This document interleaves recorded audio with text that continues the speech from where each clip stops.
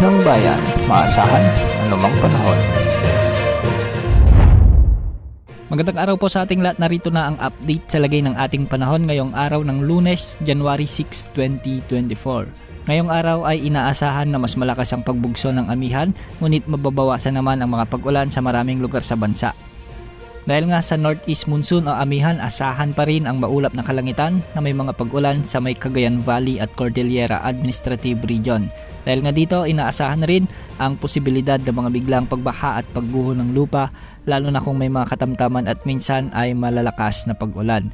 Samantala, asahan naman ang pag-iral ng maulap na kalangitan na may mga kalat-kalat na pag-ulan na may kasamang isolated thunderstorms, dulot ng shear line o banggaan ng amihan at ng mainit na hangin sa ilang bahagi ng Bicol Region, particular sa may Camarines Norte, Camarines Sur, sa ilang bahagi ng Mimaropa, sa may Marinduque, Oriental Mindoro, Quezon Province at Aurora. Inaasahan rin ang posibilidad ng mga flash floods at landslides, lalo na kung may mga katamtaman at malalakas na pag-ulan. Samantala, umiiral muli ang Intertropical Convergence Zone o ITCZ na siyang nakakaapekto naman ngayon sa ilang bahagi ng Visayas, particular sa Eastern Visayas, at ilang bahagi ng Mindanao, lalo na sa may Caraga Region at Davao Region. Dahil nga dito, asahan pa rin ang pag-iral ng maulap na kalangitan na may mga kalat-kalat na pag-ulan at thunderstorms. Hindi rin inaalis ang banta ng mga biglang pagbaha at pagguho ng lupa, lalo na kung may mga katamtaman at minsan ay malalakas ring pagbuhos ng ulan. Sa Ilocos Region at nalalabing bahagi naman ng Central Luzon ay magiging bahagyang maulap hanggang sa maulap ang mga papawirin na may mga kalat-kalat na mahihinang pag-ulan, dulot pa rin ito ng umiiral na amihan.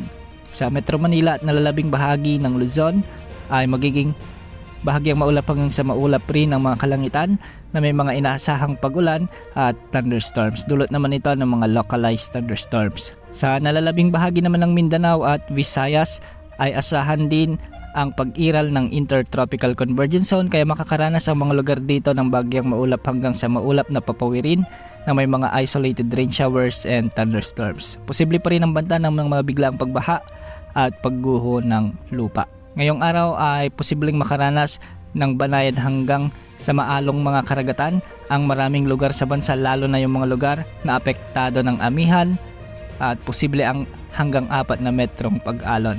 Pinag-iingat natin ang ating mga kababayang mangingisda at may sasakyang pandagat sa pamamalaot sa ating mga karagatan. Sa kasalukuyan ay bagyo free o wala pa rin tayong namomonitor na bagong LPA o bagyo na posibleng pumasok sa ating area of responsibility sa susunod na 3 hanggang 5 araw. Yan ang update sa lagay ng panahon. Ito po ang weather update ng bayan, maasahan anumang panahon.